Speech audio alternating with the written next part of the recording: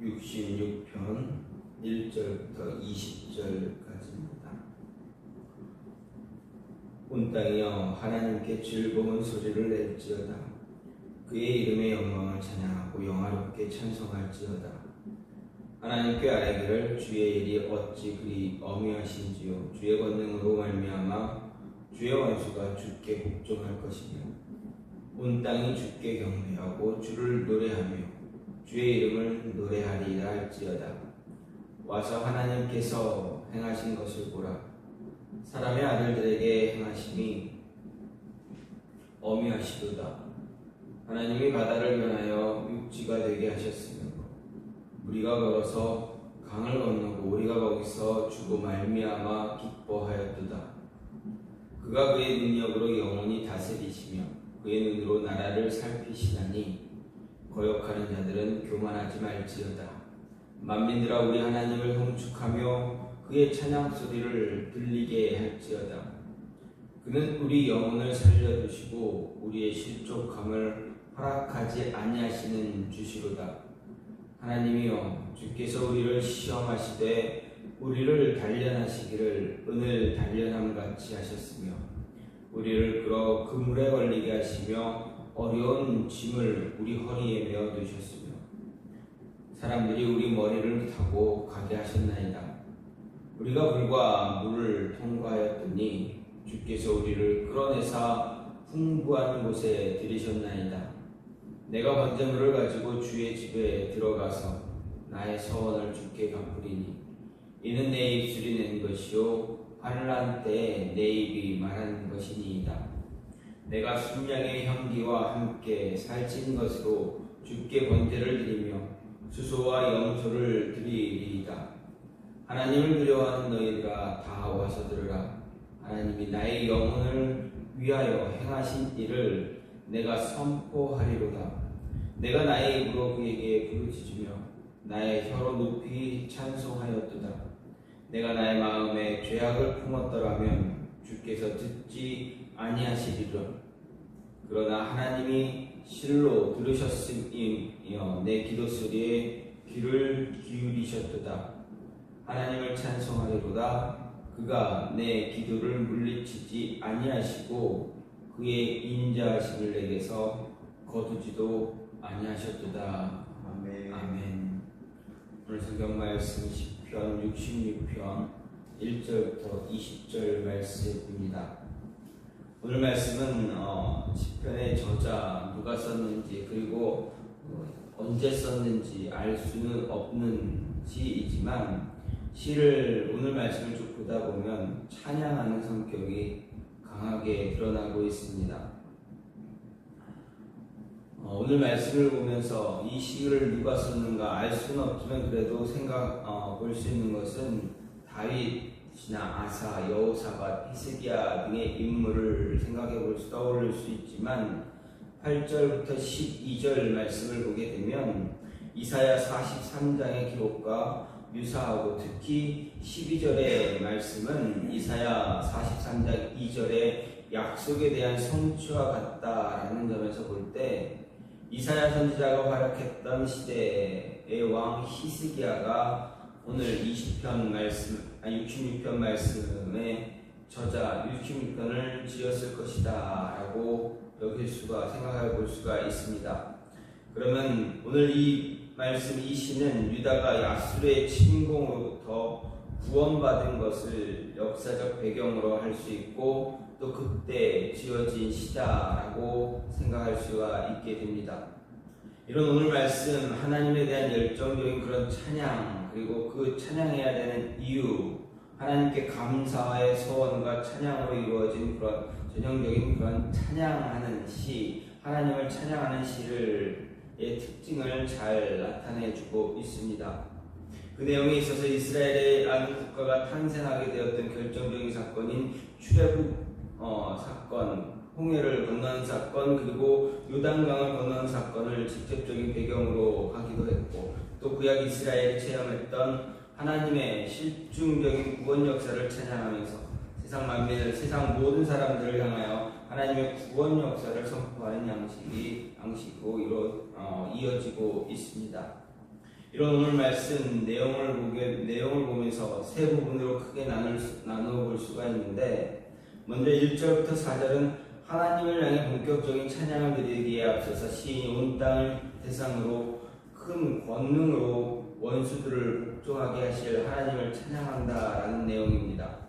그리고 5절부터 12절은 시인이 이스라엘 공동체의 대표가 되어서 하나님의 어미하심으로 하나님께서 어미하심으로 자신들을 애굽에서 구출에 인도하신 구원의 은혜를 돌아보고, 또 그런 하나님께서 현재 자신들을 연단하신 후에 다시 회복하신 하나님의 구원의 은총에 대한 간증입니다. 그리고 마지막으로 13절부터 20절은 시인 개인의 구원 체험, 곧 하나님께서 자신의 기도를 들으셔서 자신을 구원하신 사실을 간증하는 그러한 찬양의 내용임을 볼 수가 있습니다. 이런 내용을 보면서 오늘 말씀을 통해서 생각할 수 있는 그것은 1절, 특히 1절 말씀을 보게 되면 온 땅에 하나님께 즐거운 소리를 낼지어다 라고 저자는 이야기하고 노래하고 있습니다. 즉 하나님, 온 세상을 향해서 하나님께 즐거운 소리를 내라, 즉 하나님을 찬양하라 라는 이야기입니다. 그러면 이 시인이 이 66편을 지은 이 저자가 왜 하나님을 찬양해야 되는가, 하나님을 찬양할 수 있는 이유가 무엇인가, 오늘 말씀을 통해서 몇 가지 생각해 볼 수 있는 것은, 먼저 하나님께 즐거운 소리를 낼 수 있는 이유, 하나님이 우리 앞에 놓인 문제들을 하나씩 해결해 주시는 분이기 때문에 하나님을 즐거워하고 하나님을 찬양할 수 있어야 한다라는, 찬양해야 한다라는 이야기입니다. 6절 말씀을 보면 바다를 변하여 육지가 되게 하셨으므로 무리가 걸어서 강을 건너고 우리가 거기서 주로 말미암아 기뻐하였도다, 이렇게 노래하고 있습니다. 즉 하나님은 자신의 백성을 구원하시는 일에 결코 실패하는 분이 아니다라는 것, 우리에게 오늘 말씀을 통해 6절 말씀을 통해서 말씀하시고, 그로 인해서 즐거워할 수밖에 없다, 즐거워해야 한다라는 것입니다. 바다를 변하여 육지가 되게 하셨다라는 것, 이것은 무엇을 이야기합니까? 바로 하나님께서 이스라엘 백성들을 애굽에서 인도해 내신 뒤 홍해 사건, 홍해 앞에서 홍해를 가르신 사건입니다. 홍해를 가르시고 그 바다 앞길을 마른 땅으로 건너갈 수 있도록 인도해 주신 것, 하나님의 위대하심입니다. 이스라엘을 향한 하나님의 구원의 은총, 구원의 은혜입니다. 분명 이스라엘은 애굽을 나온 뒤 그들에게는 홍해라는 큰 문제가 앞에 놓여져 있었습니다. 그리고 이스라엘 백성 뒤에는 바로와 그의 군대가 뒤쫓아오는 그런 순간입니다. 절체절명의 위기 가운데서 그들에게는 이 문제를 어떻게 해결해야 되는가 고민해야 되고, 또 어떻게 해결할 수 없는 해결 방법을 찾을 수 없는 그 순간에 모세는 이스라엘 백성들에게 분명하게 선포합니다. 너희를 위한 하나님의 구원의 은혜를 이제 눈으로 보아라, 기다려라, 분명히 이야기하고 선포하고, 그때 하나님께서는 모세가 지팡이를 드는 그 순간 홍해 바다를 가르셨다라는 것입니다. 그리고 그 바닷물로 인해서 질퍽거렸던 그 땅이 완전히 바람으로 인해서, 하나님의 은혜로 인해서 마른 땅이 되게 하여서 이스라엘 백성들 남녀노소 할 것 없이 건너가기에 아주 편안한 그런 길을 만들어 주셨다라는 것입니다. 또한 무리가 이어지는 말씀, 무리가 걸어서 강을 건넜다라는 것, 이것은 무엇입니까? 강을 건넌 사건, 바로 요단강을 건넌 그 사건입니다. 이제 가나안 땅 광야 40년을 방황했던 돌아다녔던 이스라엘 백성들, 이제 가나안을 코앞에 두고 있습니다. 땅을 요단강을 건너야 합니다. 요단강 역시도 이스라엘에게는 커다란 문제입니다. 그 강을 건너기 위해서는 매우 어려운, 힘든 모습입니다. 당시 기후를 보게 되면 요단강이 차고 넘쳤다라고 하는 그런 우기 때 모습입니다. 그렇다면 그 강을 건너기 위해서는 분명한 도움이 필요했었는데 그 가로막는 강을 헤쳐야 할 그 도움, 하나님께서 직접 강을 갈라주셨다. 또 그 강도 마른 땅으로 건너가게 하셨다라는 것입니다. 이 두 모습을 보면서 하나님은 분명하게 말씀하십니다. 너희 안에 너희 앞에 문제가 있느냐? 그 문제를 나에게 맡기면 내가 그 문제를 해결해 주겠다라는 것입니다. 하나님은 앞을 가로막는 홍해, 뒤쫓아온 바로의 군대를 뒤쫓아온 바로의 군대도 물리쳐 주시고 유단강을 멈추게 하시는 그런 모습을 통해서 모든 문제들, 앞에 놓인 문제들, 어려움들을 해결해 주시는 분이 하나님이다라는 것을 분명하게 보여주셨습니다. 하나님은 언제나 우리의 한계와 상상을 뛰어넘으시는 그런 모습으로 문제를 해결해 가고 계심을 우리에게 때때로 늘 보여주십니다. 따라서 우리는 그런 하나님을 바라보며 하나님께 기도함으로 인해서 하나님의 은혜를 바라볼 수 있고 또 우리에게 주시는 그 은혜에 대해서 그 은혜를 찬양하고 즐거워할 수 있는 모습 가져야 한다라는 것을 시인은 이야기합니다. 또 한 가지는 무엇입니까? 하나님은 우리의 영혼이 실족당하지 않도록 도우시는 하나님이기에 즐거워하고 찬양해야 한다라는 것입니다. 9절 말씀을 보면 우리 영혼을 살려주시고 우리의 실족함을 허락하지 아니하시는 주시다라고 시인은 노래하고 있습니다. 그렇습니다. 하나님은 우리 영혼을 살려주십니다. 보살펴주십니다. 그리고 우리가 실족하지 않도록 붙잡아 주시고 우리의 모든 환경을 하나님께서 책임져 주신다라는 것입니다. 그렇습니다. 우리는 항상 우리의 삶에 어려움이 다가오기도 합니다. 히스기야, 이 시를 지었던 히스기야도 그 당시 아수르가 침공해 왔습니다. 그 침공, 아수르는 남유다만 침공한 것이 아니라 주변에 있는 모든 나라들을 점령했고 북이스라엘도 멸망시킨 나라입니다.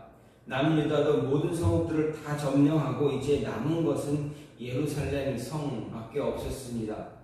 그때 하나님은 도움의 손길을 허락하시고 히스기야를 도와주심으로 인해서 그로 하여금 또 이스라엘 백성들로 하여금 시험받지 않고 낙심하지 않고 그들을 구원해 주셨다라는 것입니다. 지금까지 너희가 남유다가 무너져 내려왔지만 남은 그 예루살렘 성을 통해서 하나님께서 구원의 손길을 주심으로 인해서 낙심하지 않게 하셨다. 지금까지 단련해 오셨던 그 모습을 통해서 그 단련하심을 기다리고 참고 참았던 히스기야 그리고 이스라엘 백성들에게 구원의 손길을 허락해 주셨다라는 것입니다. 하나님은 우리를 시험하시지만 우리가 시험당할 쯤에 분명 피할 길을 내주신다라고 성경은 이야기합니다.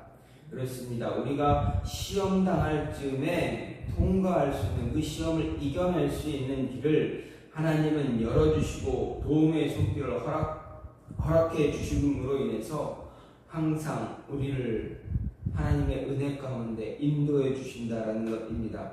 따라서 시험당할 때쯤 시험당하고 있다면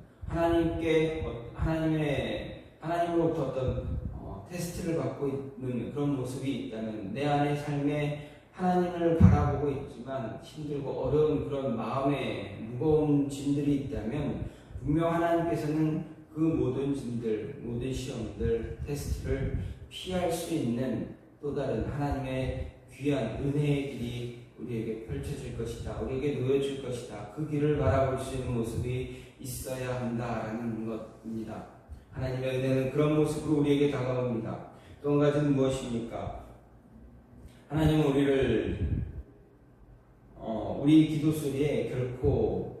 우리 기도 소리를 결코 외면하지 않으시는 분임을 이야기할 수가 있습니다.